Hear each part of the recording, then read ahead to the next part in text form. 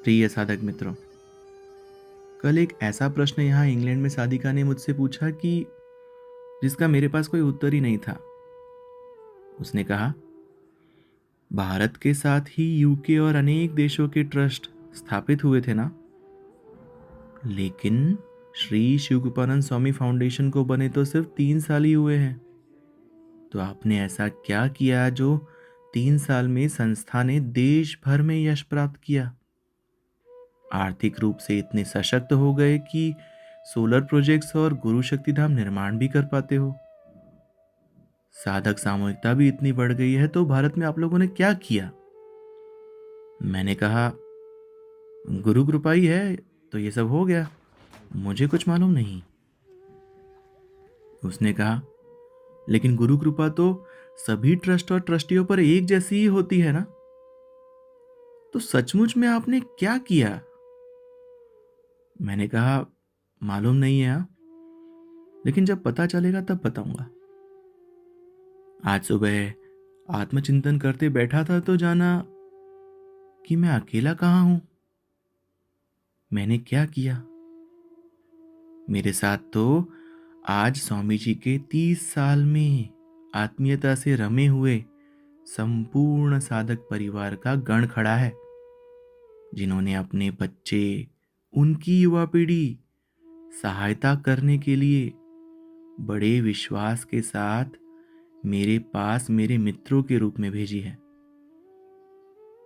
उस बात को ध्यान में रखते हुए भेजी है कि जो बात आज से 20 साल पहले स्वामी जी ने उन्हीं साधकों को कही थी, अगर तुम सेवा में नहीं आ सकते तो कोई बात नहीं, अपने बच्चे को भेज देना, मैं तब भी आपके बच्चों का इंतजार करूंगा।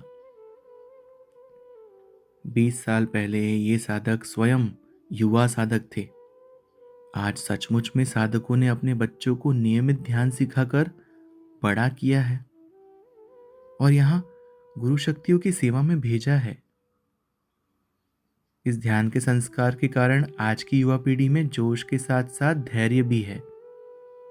यह युवा पीढ़ी का चित्त दूसरों के दोषों में नहीं जाता, वह स्वयं आध्यात्मिक प्रगति करना चाहती है। इसीलिए सिर्फ स्वामी जी जिस दिशा में जा रहे हैं उस दिशा को पकड़े हुए हैं। मेरा मानना है कि श्री शिवकृपानंद स्वामी फाउंडेशन में विकास का कारण यही युवा वर्ग है, जिसकी इच्छा शक्ति से जो स्वामी जी की आज की वर्तमान की दिशा पर चलना चाहती है वो, और सिर्फ स्वामी जी के वर्तमान की दिशा में चल रही है तो इतनी प्रगति है। तो सोचो ना, स्वामी जी जिस स्पीड से दौड़ रहे हैं उस स्पीड से अगर दौड़ना शुरू करेगी तो क्या होगा, इसका अपन विचार भी नहीं कर सकते। स्वामी जी YouTube पर जब 26 मिनट का ध्यान कराते थे, तब यही बच्चे बचपन में 26 मिनट का ध्यान कर लेते थे। आज 30 मिनट का कराते थे, फिर 30 मिनट में जुड़ गए, और जब 38 मिनट का ध्यान YouTube पर दे दिया स्वामी जी ने, जिसमें कोई मंत्र आदि भी नहीं है, तो उसमें भी जुड़ गए। यानी ये वह पीढ़ी है जो स्वामी जी ध्यान में कहाँ ले जाना चाहते हैं वहीं चलती है। ये प्रश्न भी नहीं करती है, क्योंकि ये खुद ही बहुत बुद्धिमान है और आत्मचिंतन करके खुद समझने में विश्वास रखती है। ये युवागण साधक परिवार की दूसरी या तीसरी पीढ़ी है, जिस कारण ये ट्रिपल फिल्ट्रेशन से गुजरी है। मैं उन सभी माँ बाप का धन्यभागी हूँ जिन्होंने स्वामी जी के एक वाक्य पर भावी पीढ़ी को जन्माया, स्वयं नियमित ध्यान करके उन बच्चों के लिए आदर्श साधक का मॉडल प्रस्तुत किया और स्वामी जी को समर्पित किया। आज हमारे नियमित ध्यान करने वाले युवा साधक मुक्त हैं। जब भी गुरु कार्य करना चाहते हैं तब जुड़ सकते हैं।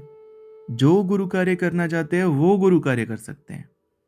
जो सुना भी नहीं होगा ना, ऐसा गुरु कार्य भी अपनी क्रिएटिविटी से निर्मित भी कर सकते हैं। मैं हमेशा इन युवाओं को एक ही बात कहता हूं, नौकरी करने के लिए एक्सपीरियंस चाहिए होता है, जो तुम्हें संस्था में गुरु कार्य करके मिल ही जाएगा। और जो भी फील्ड का काम आपको पसंद है वो सीखो, और फिर नौकरी मिले तो चले जाना, तुम्हारा एक्सपीरियंस लेटर भी होगा और तुमने एक अच्छे कॉज के लिए काम किया, ऐसा हर एम्प्लॉयर सोचेगा भी।